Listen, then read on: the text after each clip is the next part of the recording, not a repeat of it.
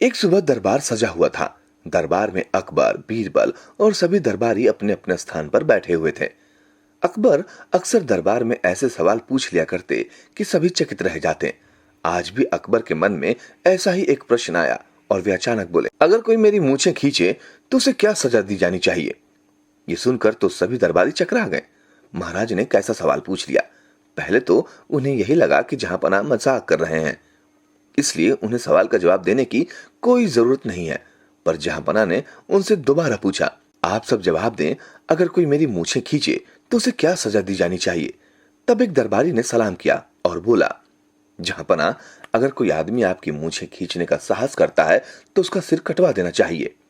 जो ही पहला दरबारी अपनी जगह पर वापस गया, दूसरा दरबारी बोला, ऐसे दुष्ट को तो जेल में डाल देना चाहिए।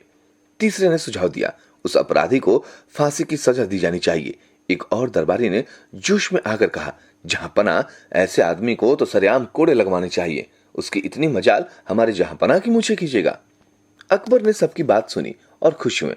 उन्हें यह देखकर खुशी हो रही थी कि उनके दरबारी कितने वफादार थे।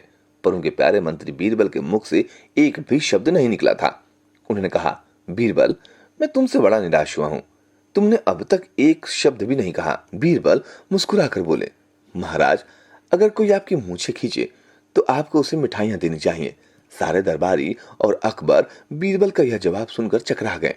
बीरबल बोले, जहांपनाह, आपके साथ ऐसा बर्ताव करने का साहस कोई नहीं कर सकता। आपकी मूछें तो केवल आपका पोता ही खींच सकता है। क्या उसे इस काम के लिए इनाम में मिठाई नहीं दी जानी चाहिए? बीरबल के मुख से ये बात सुनने के बाद सबने चैन की सांस ली और अकबर दिल खोल कर हंसे। उसी शाम जब बीरबल घर लौटे तो उनकी बेटियां ने उनसे कहा कि वो शाही दरबार देखना चाहती थी। उसने कभी अकबर का महल नहीं देखा था।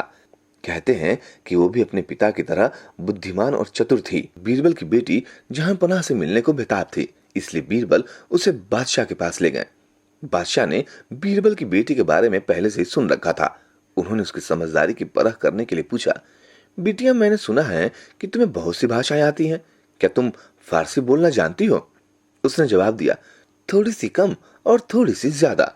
अकबर कुछ नहीं समझे तो बीरबल ने कहा, महाराज, इसके कहने का मतलब है कि यह भाषा के अच्छे जानकार से तो थोड़ा कम जानती है और जो बहुत ज्यादा नहीं जानता उससे थोड़ा ज्यादा जानती है। अकबर ने बीरबल की बिटिया को बहुत सारी मिठाइयों व इनामों के साथ विदा किया।